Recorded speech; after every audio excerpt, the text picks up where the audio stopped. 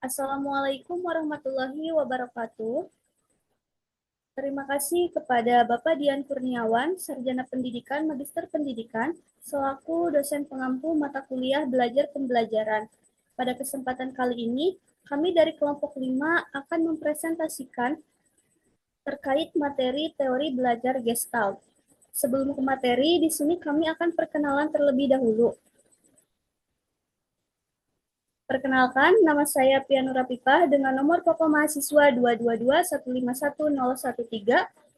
Di sini saya dibersamai oleh kedua rekan saya, yaitu ada Piandra Alipa dengan nomor pokok mahasiswa 222151004, dan juga ada Siska Tania Dewi dengan nomor pokok mahasiswa 222151033. Selanjutnya, kita langsung saja ke materi tentang teori belajar Gestalt. Istilah Gestalt sendiri diterjemahkan ke dalam bahasa lain.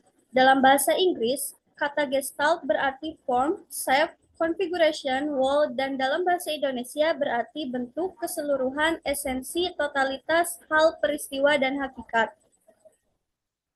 Next.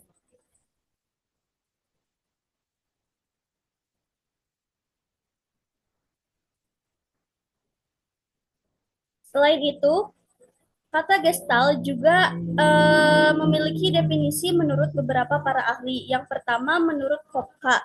Menurut Kopka, Gestalt adalah pertemuan gejala-gejala yang tiap-tiap anggotanya hanya mempunyai sifat atau watak dalam hubungannya dengan bagian-bagiannya, sehingga merupakan suatu kesatuan yang mengandung arti dan tiap-tiap bagian mendapat arti dari keseluruhan itu. Dalam Gestalt, tidak mungkin bagian-bagian itu berdiri sendiri. Selanjutnya, menurut Simanjuntak, Gestalt merupakan salah satu teori yang menjelaskan bahwa proses persepsi melalui pengorganisasian suatu komponen-komponen yang memiliki hubungan, pola, dan juga kemiripan yang bersatu menjadi satu kesatuan. Next. Nah, maka dari itu dapat disimpulkan bahwa teori belajar Gestalt adalah teori pembelajaran yang berfokus pada proses persepsi dan pemahaman menyeluruh.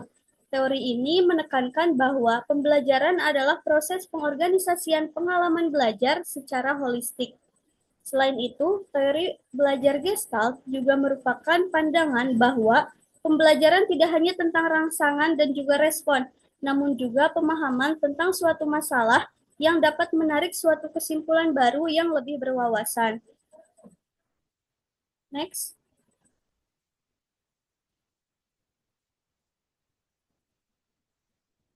Nah, untuk materi kelebihan dari teori belajar Gestalt akan disampaikan oleh Saudara Siska Tania Dewi. Kepadanya saya persilahkan.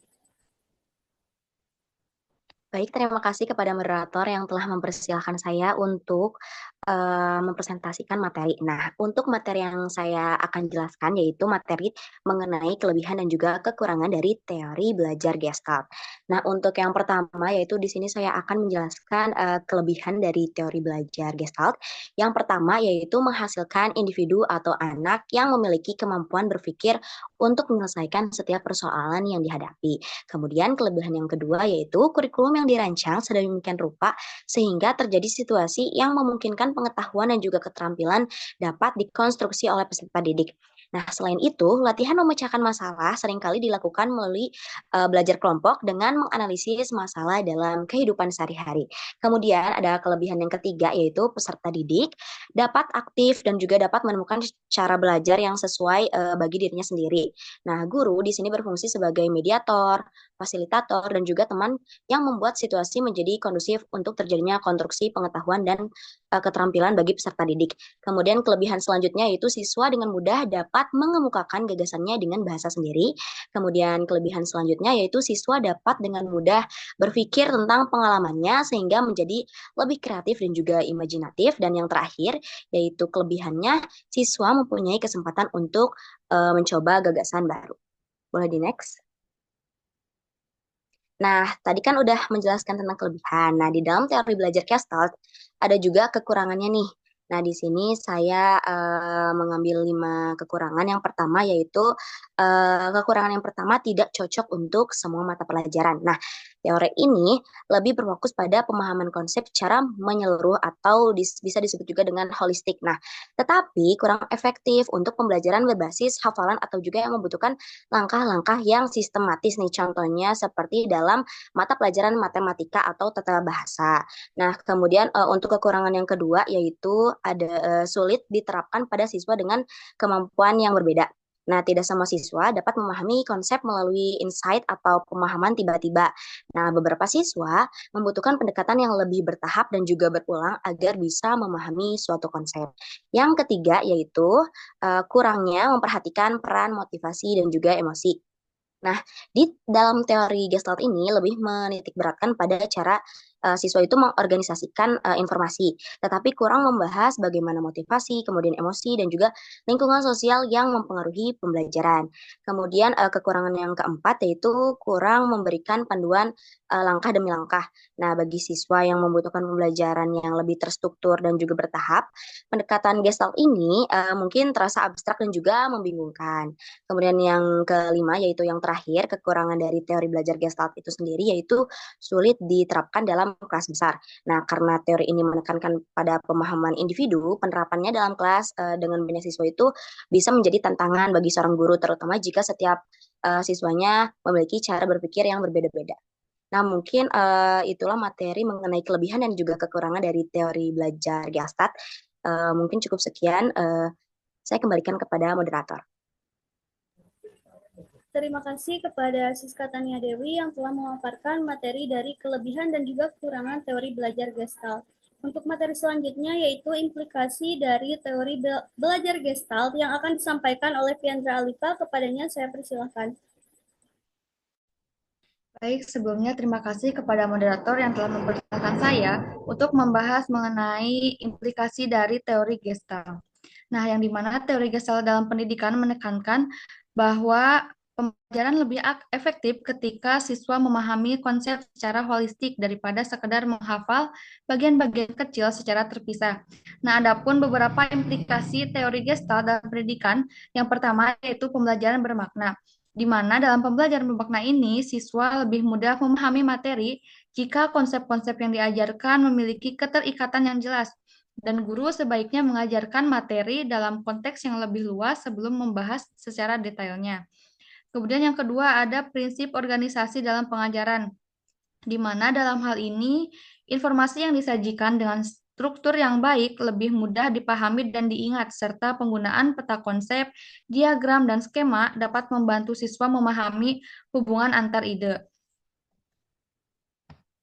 Kemudian yang ketiga adalah belajar melalui insight atau pemahaman mendalam, di mana dalam hal ini siswa belajar lebih baik ketika mereka menemukan hubungan antar konsep sendiri daripada hanya menerima informasi secara pasif, dan guru dapat memberikan masalah terbuka yang mendorong siswa untuk berpikir lebih kreatif dan juga untuk menemukan solusi.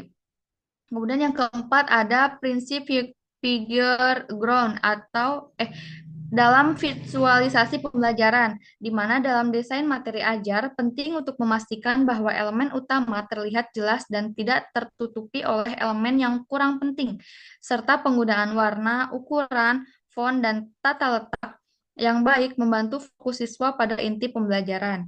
Kemudian yang kelima ada transfer pembelajaran, di mana dalam transfer pembelajaran ini siswa lebih mudah menerapkan pengetahuan dalam situasi nyata jika mereka memahami konsep secara menyeluruh, serta guru perlu memberikan contoh-contoh yang relevan dengan kehidupan sehari-hari.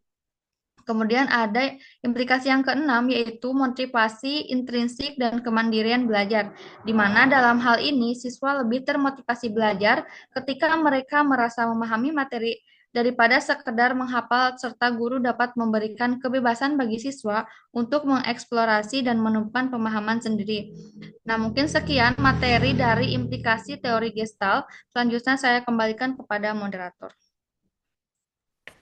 Terima kasih kepada Fiandra Alifa yang telah memaparkan materi mengenai implikasi dari teori belajar Gestalt. Nah, mungkin itu saja pemaparan materi tentang teori pembelajaran Gestalt. Dari kelompok kami, mohon maaf bila ada kekurangan. Terima kasih. Wassalamualaikum warahmatullahi wabarakatuh.